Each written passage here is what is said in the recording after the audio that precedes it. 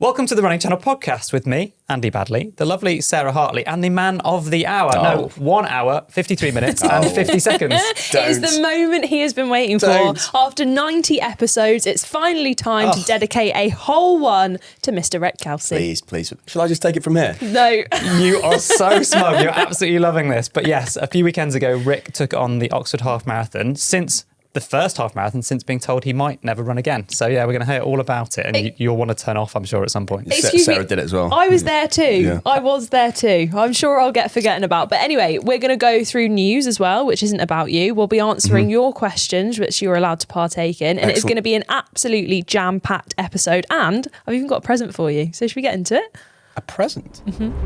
You've got me a present? I have got you a present. Now, I would love to claim that this was my idea, my creation, my making, but it wasn't. So this present is brought to you by the lovely Tom Dunn, who thought that, you know, at the end of a running event, lots of people get medals, but for Rick, that's not enough. So Tom has created you your very own custom Rick de Gavi. Oh my gosh. That is incredible. Yeah. How on earth did he do that? I mean, he spent a good 3 hours doing it last week. When I think with the Prince and some Pritt stick, mate. I wouldn't should have be been too doing much. other things. I thought He went out popped to over Italy. to central Italy.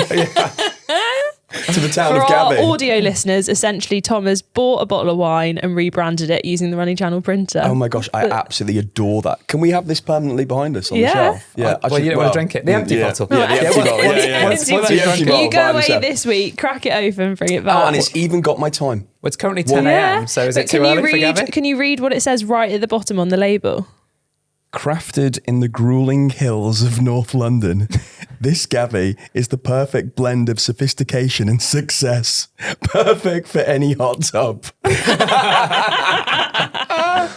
That is so good. Oh, we're very proud of I you, love mate. that. Like, I know we take the mickey a lot, but should we get out the nice bit now, and then we can just mercilessly lay into you for the rest of the episode? Yeah. Is it all right for me and Andy to just have a little bit of a catch up just before we get in? Into you. Yes, we are going to talk all about your incredible half marathon. We Yeah. teased it last week, and a lot of people want to know more about the experience of running with Sarah. Actually, no, they want to know how you got on. Yeah.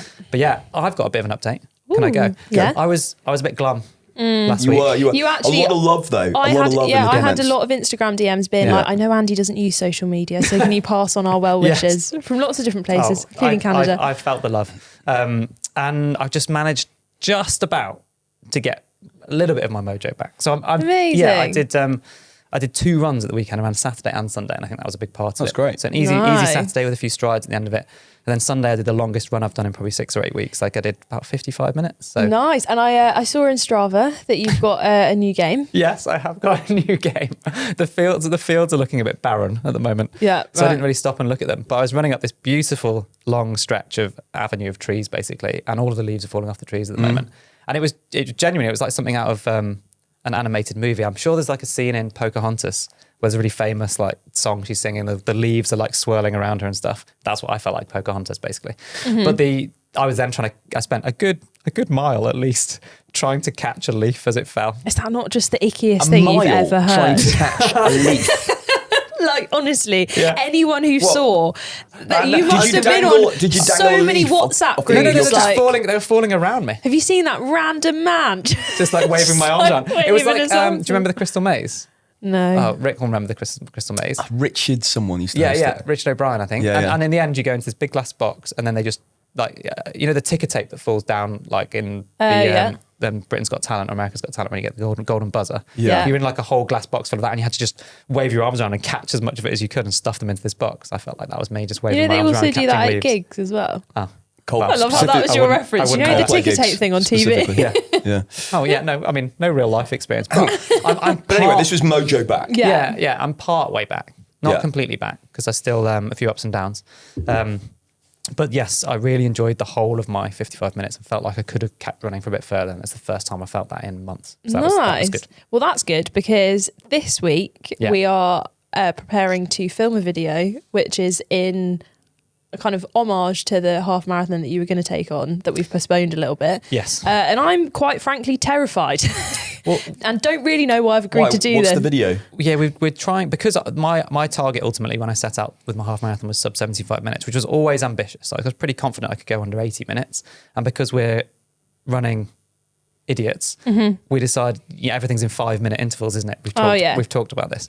So, sub 79. So What is that? Yeah, exactly. So I should have probably realistically gone, can I go sub 78 minutes or something like that? Yeah. To stretch it. But then we stretched it really far to sub 75 minutes because of the injury and then the illness and then just all other life stuff that is increasingly unrealistic right now. So as a team, Sarah, it was your idea actually, I think. Yeah. To try and see if we could run it as a relay. So I will do a small part of it. And then you are doing the largest part of it. Yes, which is fair. So there's 5 of us as a relay trying to do a 75-minute half. Yes. I think it's going to be such a fun day. In 1K laps. I've done the voiceover for the video. Yeah, there you go.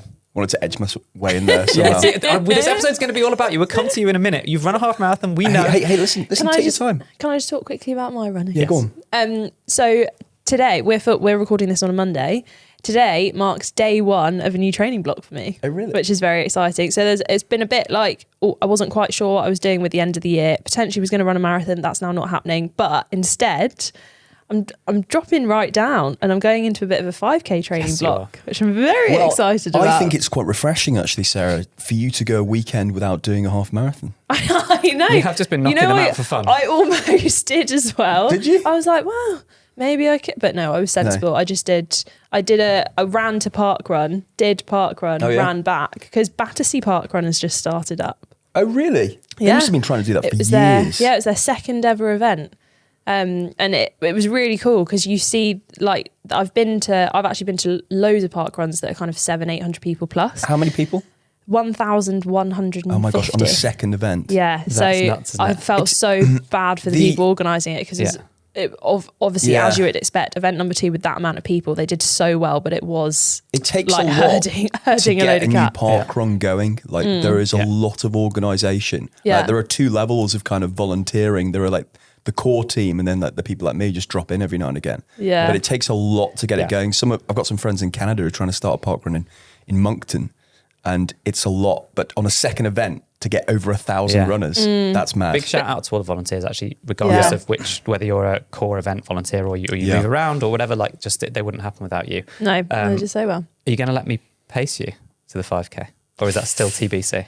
I don't know. What time are you going for? Oh God, I was hoping no one would ask that question. So I'd love to put a number on it, and I would love to say like, right, yes, this is the training block where I want to go under 20 minutes, but I kind of just want to enjoy the process and not put too much pressure on it. God, so that's fast. This weekend, on the day that this comes out, the first week of training is Saturday morning time trial. So I think what do you do in a? I have this question. What do you do in a time trial situation? Would you set out at a pace, or would you set out at an effort and just try to hold it? I'd set out the effort that I felt like I could consistently hold, like bumping against your red line. And what happens if you don't know that?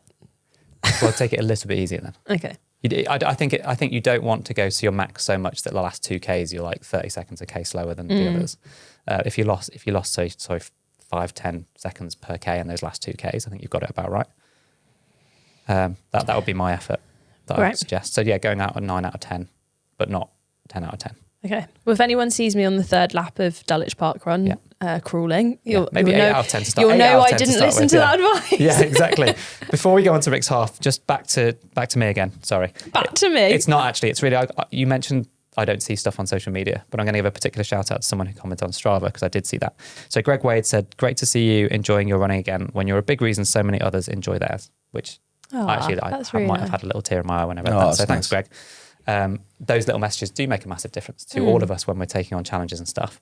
And speaking of challenges, Rick's taken on his biggest one to date recently. Lovely segue. Thank you. Yeah, I believe they call it a link in the business. Yeah, it's very good. It's very good, that. Yeah. So let's go through the timeline and let's start off with the lead up to the race. So this was your first half marathon in 5 years. Your first kind of, I would say, properly like structured training plan that you've done for a while as well. I'd probably say my first ever structured training plan.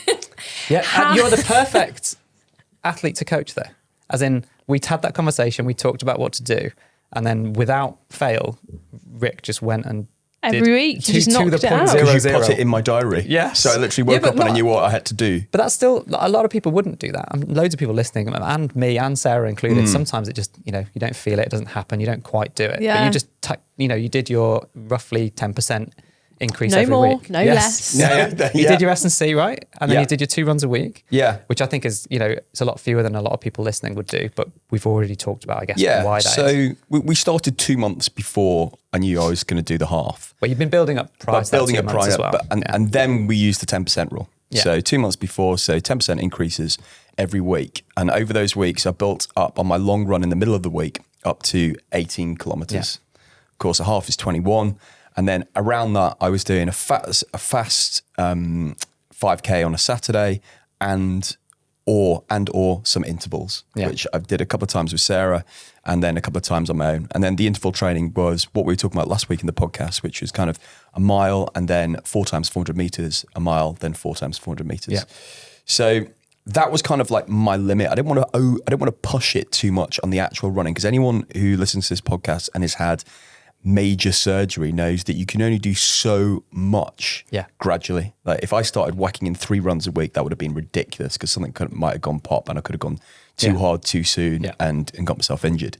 So gradually we built that up, and then around those I was doing 2 strength sessions a week, 45 minutes in the gym, 6 different exercises, generally 5 on legs and then probably 1 on the upper body. And that kind of built up to a stage where 10 days before I started to taper for the half. And I felt then that I was in good nick. You did, because you did your longest run, which was amazing. And we all had all that chat about your lovely nipples. That was brutal, actually. Yeah. How are your nipples now? Well, I taped them because you brought some tape you did for tape me. them, yeah. Yeah, on the day. Sarah brought tape for you, but didn't tape them for you. No. Okay, you drew the line. You drew the line. So I drew the line. yeah. So you'll hold a tape them in GoPro the for pen. him. Yeah. Hold the GoPro. The line is the tape. Yes. Yeah. Okay, lovely. But then I spoke to you before or you texted me, both of us, I think, after your final run before the half marathon. Oh, it was just a mess. Yeah, because it was a shorter run, 7K, I think you did. Yeah. Well, no, the nipple bleeding was on the 18. No, sorry, not the nipples. I'm onto you messaged me about your kind of final taper run, and you had that proper, like, I felt awful. How am I going to run 21K now? I was a little bit lost by that, because I thought I got myself in really good shape with 10 days to go, 18K. And I was like, right, I feel like I'm good for this. I feel strong, legs feel solid. And then in the taper run for a half, and you're doing between 5 and 8K at a relatively decent speed, I just felt pretty rough at the end of it. That's how you're supposed to feel. Yeah, because your body's just, it's all sorts of mental, psychosomatic, psychological games happening where you feel like, well, obviously I'm going to have to run this pace for nearly 2 hours or 2 in a few days. This should feel easy. And so your expectations are really different to what and then your body's also just feeling a bit rusty. I think especially as well, like, I don't know if you've maybe felt this as well, Andy, but like if you take an elite athlete who they're like training so much that they have those recovery runs in there, which probably feel very similar to your shakeout run, where you've got that, like, the run feels awful, but it's like for the greater good. But So then it's do you more think mental maybe than physical? for like Rick or like me, for example, if you have like a couple of days in between runs and you don't get those recovery runs where you're like, oh, this is just flushing everything out. Yes. It's then such a weird feeling when you're like, why does my body feel so awful before? Yeah. I tell you what I also experienced, and I know you've experienced this, Sarah, as well, and I've never had this before, that when I was building up and I got to the higher distances in training as part of your half training plan, sometimes generally I wouldn't feel like great in the first 8 or 9 kilometers. Yeah. And then all of a sudden, after about 12 to 15, you're like, actually, you know what? I feel better than I did between 5 and 8. Yeah. And I've never had that. Even when I was training for the London Marathon 6 years ago, I've never had that. Oh, really? Yeah. Yeah, I get that a lot. Like even in the actual half, like you were far stronger than me in the first 10K. But because I think like mentally, I just, no matter what pace it is, I just have that block of, it's kind of that feeling of, I think your brain is saying like, can I actually go this far? On your long runs, you have music, right? No. Oh, sorry. On your own? On my own, yeah. Yeah. But then you didn't wear headphones for the Oh, the race? no, not at all. So He had me. Yeah, I was going to. That's my point. Is which is. I assume you'd had a bit of Phil Collins and Lionel Richie on your playlist, but how's Sarah? I learned my lesson from doing London 6 years ago. Yeah. Never to wear headphones in a race. Oh, why? Well, I just think you just miss out on so much, like the energy. Yeah, because you're just buzzing on the day. Yeah. I mean, the crowds as well were incredible. They were thick. Yeah. So I wore headphones for my marathon, but I had them. Did you? I had them ready to go, but they didn't play any music at all because I was with Freddie and I was soaking up that atmosphere. But I literally had them queued up ready. So then I tapped the button on the headphone when I got to like 32k and I was really struggling. Oh, really? And then the music started, and then in my last 10k I did have music. What did you use? Oh, I can't remember now. It was. Is it some classic 80s?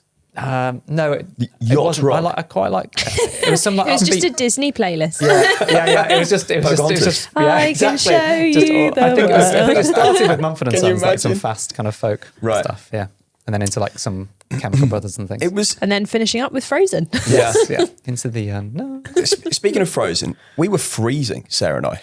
Oh, yeah. Okay, right. So let's go into race morning.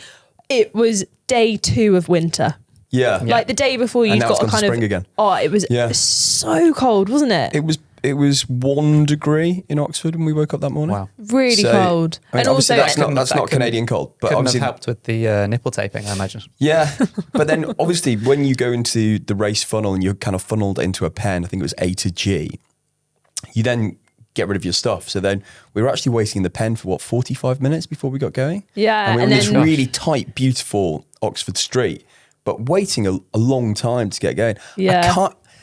The movement in pens, I don't get why people try to get into a pen and then try to work their way to the front of the pen, because Yeah. you've told people what your predicted time is going to be. So why are you trying to get through down to the front? Well, so Yeah. it's the same time for the whole pen. Exactly. Oh, It's sorry, kind I see what it's you kind mean. of pointless to Yeah. move through. But is there not a window of pace targets within that? Yeah, I pen? think there is a window. So some people would... So say like our time window was... Well, I mean, we can get onto this later because Yes. our time was a Or lot we have to faster get to than it the now, window I that we reckon. got. Yeah. But say the time window was like 1:50 to 2:10. It Well, wouldn't we have been put that 5 wide. past 2, didn't we? So we were in pen E. Yeah, we did. Did you write We 5 past did. 2? Yeah, I wrote In 5 words. past 2, and then we were in pen E. 2. Yeah, we were in Penny. But yeah, it was quite... I mean, the great thing about being in the pen is... And that we were in a narrow street as well, is that Bit it of got warmth. warmer. Yeah. So like we And when you got walked out. from the village to the pen, Yeah. and then as soon as the first kind of waves of people went, and then when they got to pen E and we came round the corner and kind of out towards the start line, Get I was colder like, again. oh, it's nippy. Cold Yes. coming back out, yeah. Yeah, do you ever get that in the car? You go around a corner and the air moves, and everyone's looking at me like you're mad. What do you mean? So if Oh, you're in the car and it's quite cold in the winter, you're in Yeah. the car on your own, you go around a corner and the air moves around you and you just get a cold like draft. No, never Okay. had that. Just me. Do you have what with the windows down? It's because No. he's got a minibus, so Yeah, there's a lot of air to move around. rickety minibus. Yeah. How are you feeling on the start line? Someone said this before, because I always talk about, like, it's not nerves. Springsteen says this before he goes on stage. Yeah. He doesn't get nervous. He gets Did he just relate himself to apprehensive Springsteen? tension. Yeah. So you're the boss in this context. No, it's like so if kind of this is your job, like to kind of perform. Yeah. Like this is what your job was, Yeah. to perform. Oh God, I've just remembered something I need to talk to you about. The race series that I watched of you the other day. Oh no! Yeah. I'm gonna Oh my God, how have we got this far in without Yeah. talking about it? Okay, when we get to the news, everyone remember we have an Everyone remember. important thing Yes. to talk about. When it's your job to perform, whether it's kind of journalism, presenting, doing shows, being a pro athlete, Yeah. then you can't let nerves get over you, but you Yeah. still have apprehensive tension Yes. about what's about to happen. So on the start line, I was naturally apprehensive about what was going to happen because I'd not been there before. Yes. So when you When it's take your new. body to something new, you don't know how your body's going to respond. If you have new biomechanics and your body's generally not been there before, Yeah. and you've got a whole lot of metal in your leg that has never run a half Yeah. marathon before, you don't know what's going to happen. So can I tell you what did happen? Go on. Rick's apprehension turned into setting off like a Aggressive. greyhound out of the blocks, so like weaving like he had never weaved before and leaving behind So maybe you his should have weaved GoPro through the pain. carrier. Honestly, like for that first 5K, I was like, what on earth is going on? We talked about this in the build-up, hadn't we? About how basically every run that you did was, even your longest run before, was significantly faster than your 5+2 target It's pace. like every single run that you did was diligently, like it would show up on Strava 5:30 per kilometre, 5:31 per natural kilometre, pace, I think. 5:33 On my per one kilometre. pace, according to It was Andy. like all round that ballpark. But then when we started off, like the quite narrow streets, there was like enough movement to get around, but there kept being situations where a gap would open up, you would go through it, and then it would close, and I would just be there with the GoPro like, I'll see you in a sec, mate. Like if you looked at our pacing chart, it was probably so erotic. Erotic? No. Oh, hello. What, are you sure he didn't do his nipples at the beginning? You could say that. I mean, so- Erratic. It was so erratic. Yeah. I don't know what an erotic pace chart looks like. Oh my erotic, god! it's kind There's of like- loads of spikes. Yeah. Just one very, very One big big spike. Yeah. spike. Erratic. It looked so Erotic. I hate you both. Yeah. Well, I mean, That one's going in the little... we we're going to started clip out- that one up forever. yeah. Award season. We started off at 5:30s. Yeah. We averaged 5:21 for the whole half. Yeah, we did. But then we kind of dropped down a little bit to 5:11s in kilometres 8 and 9. Did we? Yeah. Yeah, So just it looking at your got a bit splits now. tasty. really clearly remember that Yeah. one. It- Feeling like I was gonna It collapse. was just what was comfortable. It was slightly Oh, it was hillier. comfortable for you, was it?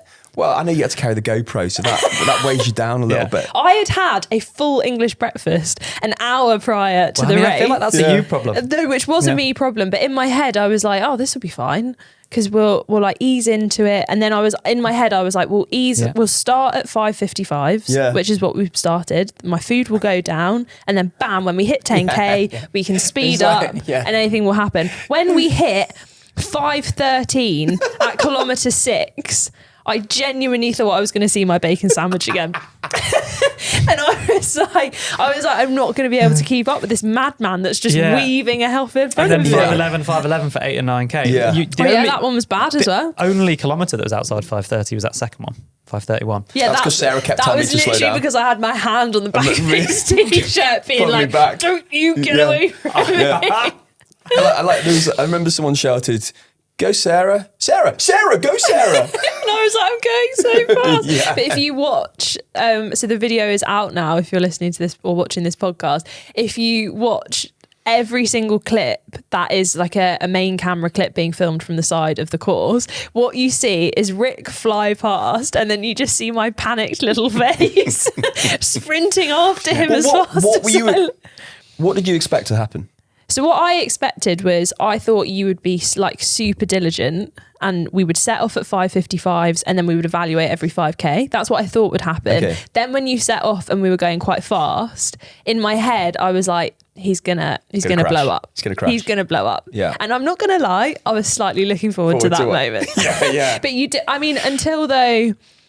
really, I would say the moment that you had the kind of, oh, am I going to be able to do this, was 15k, which you can see in the splits. We went from 10k, 5:27, 11, 5:23, 12k, 5:21, 13, 5:23, 14, 5:18, 15k, 5:29. Yeah. And that was just, I think, as we were Out in the coming back, we were like out in the a village, suburbs. so far away from We were Oxford. coming We back. might have been in Cambridge. Yeah, we were on this very, very gradual slope back up.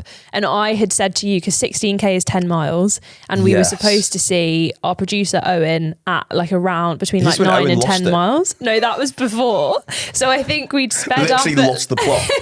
We'd sped You've up never at seen a all. producer lose it so much. He No, had a he freelancer with him. And he was looking out for Rick, and I was coming up to him. I was like, Owen, is he seeing me? He hasn't seen me. He's not going to see me. He's actually going to miss me. He's going to. I'm past him. And I went, Owen, I'm here. And then he turns, sees me, and you'd normally expect someone to go on, Rick, tease me, and literally just went. That was his encouragement. If you'd said that out loud, we'd have had to bleep it. We would for have sure. bleeped a lot, bless him. But then the actual shot that they got was sick, because then they ran after you and you get this really lovely tracking shot. But then I checked my phone and all I had was text from Owen being like, "We are here at mile 9. You can't miss us the next time." Honestly, Scream. it was priceless. So I think that's why I was like, "Oh, let's slow down a little bit." But then I think at 15k you were struggling a little bit as well. Yeah, well, I gelled at. I did a gel at 8k. And then gelled. I like I that. gelled at 8k. And that was actually, I think, my main role in that race was reminding you to take. You did. You were really useful, because I think I would have forgotten the second time. And then I gelled again at 16k. Did Rick talk? Was he talking to you? Not much. Yeah. Oh. Did I? Well, yeah. I said a few things. A bit. Yeah. We had like good. We had a little chat. Yeah. We had a few chats. And then I think I took some jelly babies off people when we were out in that remote village. Did. You know what you didn't take a lot of though? Water. Because I found it so hard to get it in your mouth. Do you remember the last water station? Yeah. This is what happened at the last water station. I kind of threw it in my face, didn't I? No, where was I? Behind me. As I was. At the last water station, I was like, "Ricky, do you want me to get you..." Because every single one, I was like, "Do you want me to get you some water?" And he was like, No, I'm all right. I'm not. You either took a tiny bit or didn't take any at all. Yeah. I was so tired at this point and so thirsty from all the salt that I had had for breakfast. I took 2 cups, went to the side, walked, drank my 2 cups of water. Yeah. Put them in the bin and then sprinted and caught up with you. Oh, that's a bit of a flex. I literally had a little moment where I was like, I might not catch up to him, but I need to take a breath. Wow. That's So such a smart move. You broke Sarah. That's such a smart move, stopping to drink. It's impossible to run and drink. Because you can, I think, though, what Could you I pick would with a cup? definitely... With a cup, it's impossible. Yeah, but that's why, like, I would say actually, like, running in a pair, especially if you're going for like a PB attempt and there's like loads of aid station water stations, that's a shout, because let one person go in front, because then it forces you to go like, right, okay, I can only walk for this amount. Because I think if I'd been by myself and I would have done that, I would have drunk my cup and then been like, oh, it's quite nice actually. Yeah. Way better than running up. I just felt like I had a good momentum, and I felt if I stopped to drink water, which is the only way I could get it in your mouth in a cup, that was just going to knock me off track. Okay, then talk to us about the last section of the race. Well, I think Oxford is such a popular event because it's beautiful, stunning, elegant, sublime. Almost as good as Cambridge. Yeah. Biased. We'll do Cambridge half next year. It's so stunning at the end, because you're just running through these beautiful streets, cobbled in parts, which is why they have to put a load of kind of plastic tarpaulin style racks over the top of some of the cobbles, and it's windy, it's bendy, you don't quite know where the finish is, but at this point I picked up the pace to around about, what were we on then, about 5 minutes per kilometre in the last 2. Yeah, those last 2Ks, 5:09 and then 4:59. And you're not quite sure where the end is, because I'd already run, I think I ran 300 metres over 21.1, which correlates because you've done so much weaving. Yeah, is that normal? Would you say 300 meters extra? Yeah, I'd say at that's least that, yeah. I'd say that's pretty good. Really? And that's Good. actually especially I'd say that's a benefit of doing something like Oxford as opposed to like a bigger city half where the roads are wider, so you might weave even further. Gosh, I thought 300k. I thought 300 meters. Sorry, was a lot. You could probably, the one that I did where it was like even thinner little narrow pass, I think I ran 150, 200 over. So 300 is not bad. Yeah, interestingly, in Valencia, I ran quite a long way over, but probably about the equivalent actually, about 600 meters over the whole marathon. But I started the opposite of what you're saying, really, with people weaving towards the front of their pen. I started right at the back of my pen, mainly because I just wanted to go straight in and then start. I didn't want to have to wait in the pen for ages. Yeah.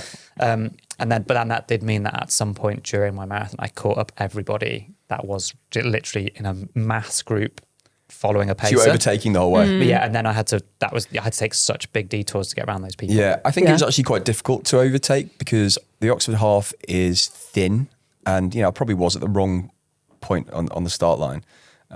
It's thin and it's difficult. You have to look for the gaps to get through. So I think that's kind of why it's so important to actually put the right number on your application sheet that you think you're going to do. You were so focused on this 2:05, and then what time did you run in the end? Let's go. 7 minutes to 2. 7 minutes to 1:53. Yeah. 1:53.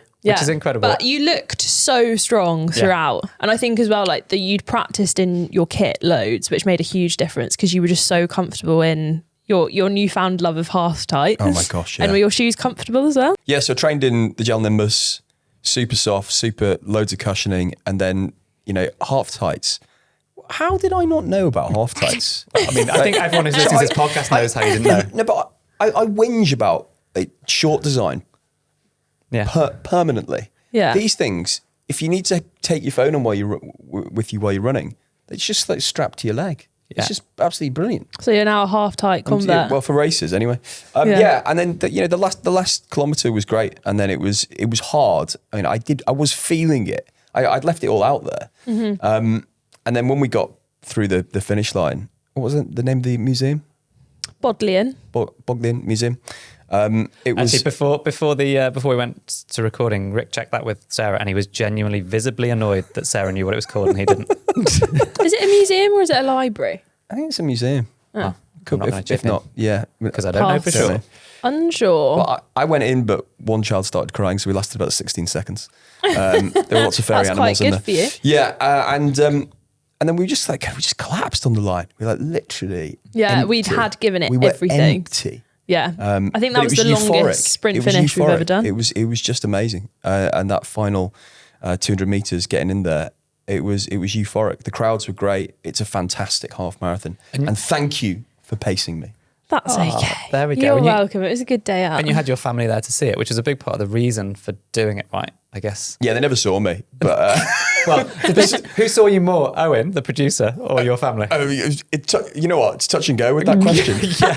Owen just. Owen. I saw him. We had a nice Sunday roast afterwards in a 17th century Oxford pub. Any glasses of wine consumed? I had a couple of beers to get Oh, yeah. is that what you Did felt you? like That's the afterwards? great thing about a half marathon compared to a marathon, right? Yeah. At the end of a half marathon, you just feel full of energy and zing. Whereas It's like panaz. Panaz. Yeah. You are full of panaz. Yeah. Whereas when Whereas you do a marathon, you're just like, I can barely do one pint. I'm going to go home and load out. Do you know why I think you felt so good? Go on. At the end, I think it was your erotic pacing. It was Sarah did make those numbers quite erotic. I literally hate you both No. so much. I was going to ask whether you were going to do another one, but now I don't care. Okay, Should we move on? we better get it on. But to Malaga, are you something. excited? Yeah, what are you two going to do in Malaga? Hey, don't par it off. So I'm going to do a half Return marathon. of the I did half find on Garmin predictive times. Oh, God. Someone asked me, yeah, but What's your predicted time? 13 minutes to 2. 13 minutes to do 1:47. Yeah. Okay. That's a bit ambitious, though. That is a bit ambitious. No, I reckon you've got. I mean, why don't you try and go sub 150? As we all love round because numbers. then it's a set number. I think just enjoy it. Yeah. Yeah, just enjoy it. again. Let's see what And happens. let's be in honest, Malaga. if you do what you did there, Maybe, then yeah. you'll just set off, go really fast, hang on to the end. If I've got to carry a GoPro, that's 2 minutes. Yeah. Yeah. Yeah, well. Are you two going to do the half in Malaga? Yeah. Yes. So I was planning on doing the marathon, and Yeah. we've got a bunch of people coming out there. We're running the marathon and the half with us. But because of what's happened with my half and training and illness and all that sort of stuff, I'm going to step down to the half marathon. I think it's not wise for me to do the marathon. I just haven't done enough prep for it. So all three of us are going to do a half marathon. Yeah. Ah. Teamwork makes the dream work. Slightly different times. Wow. I've, yeah. Andy will be zooming off in front. Yeah. I can't wait for it. And we're about to do the news, but just an exciting thing. I feel like this has brought us back to Paris a little bit. So it's like it being in our Paris set. So a big thank you to ASICS because they supported Rick's journey to this half marathon. And we have loved seeing you take this on. That's been amazing. Absolutely It's loved been it. so much fun. The feeling, I've forgotten what that feeling was. You know, when you finish just something and you pure, accomplish like, something. joy and accomplishment. It's pure joy and it lasts the whole day. You forget it. The whole day? You've been milking this for 2 weeks. Oh yeah, you're right. I have. I was like, I saw my sister at the finish line in the pub, and she's like, I have not seen you this, with this amount of panaz in your system, for ages, and it was just a fantastic day out. So thank you. Right, well, up next, we've got the news, followed by your questions. Let's do it. Okay, really quick news. At the weekend, it was should have been the Great South Run. which was actually ended up being cancelled due to the storms and weather What a and so shame, on. yeah. Yeah, it's such a hard decision to make, but 100% safety needs to come first. Yeah, they still managed to have their 5K. And the reason we're mentioning this in the news is because the winner of the 5K was none other than Chris Thompson, who we've interviewed before at the Running Channel and worked with before. He was also my roommate at the 2012 Olympics, and I was on multiple teams with him. He's roughly the same age as me, and that was his retirement race. So Was he in the British Miler? no, he wasn't in the British Miler, which was a documentary series that I was in the lead up to the 2012 Olympics, because he was running the longer distances. Oh my God. Yeah, so congratulations, Chris Thompson, on an incredible career. And see, just before you give me some stick about the Yeah. British Miler, I do want to give a heartfelt thing to Tomo and say, like, it's amazing that he was still competing. He had that really emotional race in Kew Gardens to qualify for the Tokyo Marathon at the Olympics back in 2021 during lockdown and all of that sort of stuff. Tokyo, yeah. And That's that like iconic bit of commentary footage, Yes. isn't it? Where it's like, you've done it, Tomo, you've done it. Yeah, because he thought about giving up so many times, and he's 41, 42, 43 maybe even. So to be able to compete at that level and then to win his final race, I just think it's cool. amazing. In a time, in 5K in 14 minutes and 48 Lovely. seconds. Yeah. Phenomenal. And now he's retired. Yes, that's Yeah, it. That was that's him. it. And seek out the video. I think it's on the Great Run channels. It was a lovely like combination of interviews with him and like race clips. Obviously, nowadays we have Netflix and we have great programs about amazing athletes from around the world, Like such the as documentary Sprint. Sprint. Yeah. Loads of them. Loads of good things about, big personalities in the game. But back in 2012, we had the British Miler. And what was the British Miler? Well, that was when they followed a set of athletes as they trained to compete in the London 2012 Olympics. And one of those athletes was our very own Andy Baddeley. Now, me and I was Rick... very proud of this. This is a proper documentary No, series. it is on good. Sky Sports. Yeah. It is good, but obviously we know you, so we can rip it apart. Yeah. So me and Rick have been diligently watching all... Are there 12 episodes? Yes. So, So I've shared a kind of private. I had these on DVD from the production company, so I've shared these with you guys. yeah, so we have had the joy of watching these. Can I go through my favourite? Go on, I've got some. Okay, so my favourite bit is in one of the episodes where Andy talks about where he lives and where he trains. And I'm guessing the interviewer asked, like, oh, what's so lovely about where, because you used to live in Barnes, right? Yeah, Southwest London. Any regular person would go, oh, it's really nice, loads of parks. Bam, done. What Andy does is a 5 to 10 minute monologue of literally saying, oh, I love it because, the park's like right on the river, and that's really nice because that's right next to St Mary's, which is the university where I work, and that's really nice because that's just next to Hampton Court. That's a great park too. Hey. And that's really nice because that's right next to Richmond, and that's really nice because basically you can just hop on a ferry, you're in France, and that's really nice because then you can just pop up to Scotland, and that's really nice because then you can just fly to America. It was so beautifully long. So true. And the guy who does the voiceover on the British Miler, His name's Richard Narurka, one of our greatest ever distance runners. Really? Yeah. He also sounds like he could be the King's butler. At one point, he says this. He says, Baddeley likes to unwind after a hard session with a quiz at the Bell Inn in Hampton Court so he can resharpen his mind. Did it look like I resharpened my mind? It's literally you looking at like kids and pictures like back the in the picture day, round. Yeah, no internet, picture round of like, and you're just like, oh well, I only know this because of like Hobber's kids. That's my coach, Andy Andy Baddeley. Baddeley has a hard, shuffling running style, even without the pull of companionship that Baddeley so clearly enjoys. And then it talks about the best thing as well is that there's like a link where they're like, Baddeley loves training with his teammates and it's all about the banter between the lads or like something like that. And then obviously like No I'm science. guessing it's all like inside jokes, like very, very hard to take a 5-second soundbite and put that into an episode. So all it goes was like, oh, was that a something special? Ooh. I know why that was. That's because they filmed with us for about 2 hours. And they probably like, we none of can't it was use any of broadcastable. it. Yeah. That's so funny. Anyway, if anyone watched that, then do let us know. 2012, the year of fantastic television. I think you Breaking can Bad find it. You can and the find British Miler. It was honestly beautiful. Yeah. You can find short clips. I think they did these full 30-minute episodes with 12 of those that followed us right the way through for that full year. But I think there were smaller episodes that went out on something like The Telegraph because it was like supported by different media partners. Absolutely fantastic. It was great. Very cool. Thanks. Well, I mean, you've only got to episode 2, so I think you're going to be giving updates in every... Oh, yeah. Stay tuned. Next week, we'll be back with another British Miler highlight. I was going to go for Definitely. Yeah. We'll keep There's going lots through. of highlights. Yeah. Right, we better move on because, this... Rick, I haven't even we're got to see the clock. 40 Well, this minutes podcast's in. going on so long, it probably started when the British Miler first came out. So let's get on to questions. Lizzie from Oxford. Hey, huge congrats to Rick for smashing his 2 goal at the Oxford half. I was also there running my first ever half marathon. I had an incredible time after a 16-week build-up following a Garmin training plan with 4 runs per week.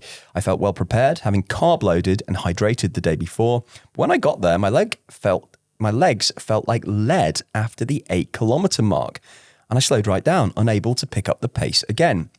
Where do you think I went wrong? And what can I do for the next one, Malaga? Oh, we can't wait to see Ooh, that, coming Lizzie. out to Malaga, Lizzie. This happening again.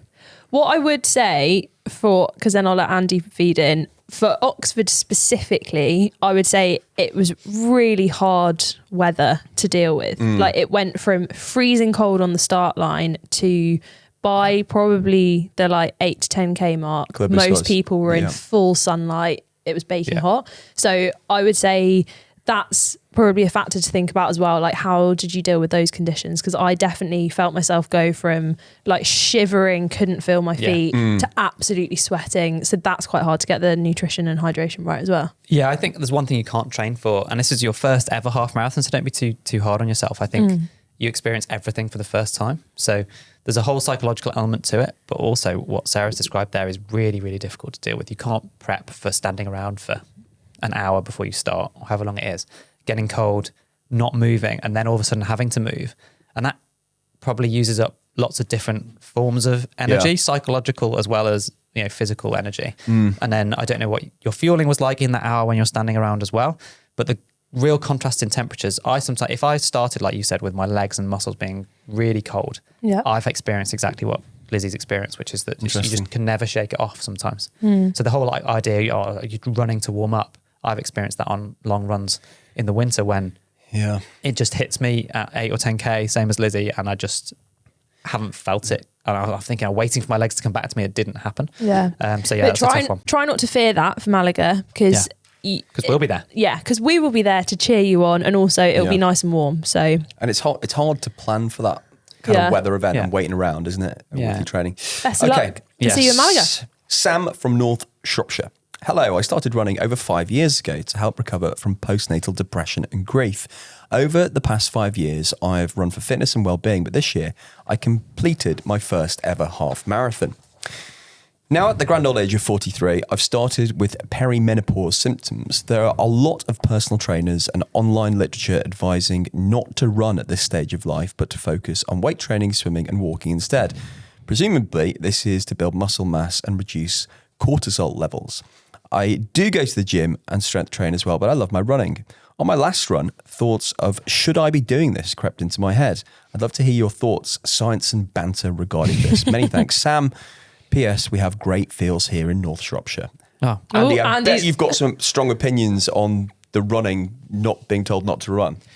I mean, I'm going to do the classic Andy caveat of us not being medical professionals, but I do think that much like the advice during pregnancy and other things like that, my understanding would be that if you're doing something and it's not causing you any harm, so you're not in any pain, then I don't know why you would stop. Particularly if you're not in any discomfort or pain, you're not having any issues or developing medical problems, then stopping and removing something, Sam's talking about recovering from postnatal depression and grief. So clearly running's a big part of that coping mechanism and helping support your mental health. So removing a key element of your kind of self-care routine, if there's not a good medical reason for doing so, It's a bad idea. then I think you just got to look after yourself. And happy runners, happy people will kind of perform better and feel better in all elements of their life. So if running's adding happiness and health and well-being to you, then I would carry on, but perhaps adding in extra elements that are going to support your body as you go through obviously what's a significant change. And I do think we get a lot of questions from this kind of age group.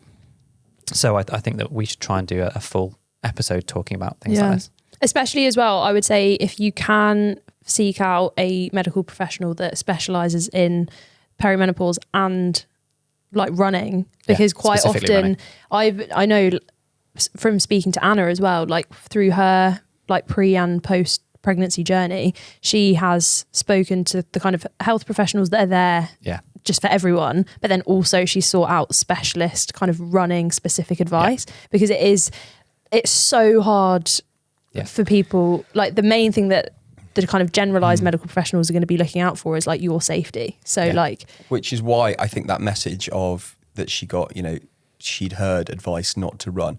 I think a lot of that advice is quite old because people are worried about safety. Well, and perimenopause is particularly poorly defined, even as a condition, let alone as the research as to what you should and shouldn't do during it. So I know that Sam said she's having perimenopause symptoms. So it's really dependent on what those symptoms are as to whether running is the right thing to keep doing. But if they're not related directly, then and it's something that brings you joy, then, you know, stay in that headspace. Hope that was helpful and sending lots of love, and let us know how you get on. Yeah. And that is everything for this week. There is your extra long bumper episode of the Running Channel podcast. This is what happens when an episode is all about Rick. Yeah. He throws the timing out the Rick window. Literally Not once did he time. signal at us during that episode. I've got like good cat and bad cat on each shoulder, and they were just fighting. Yeah, cat. Yeah. You not heard that? No. Oh, interesting. Okay. Right. Well, Rick and the cats on his shoulders will be back next week. Let's see if we can make our pacing of the episode slightly less erotic next time. Good point. See you Andy. then. Really Goodbye. good point.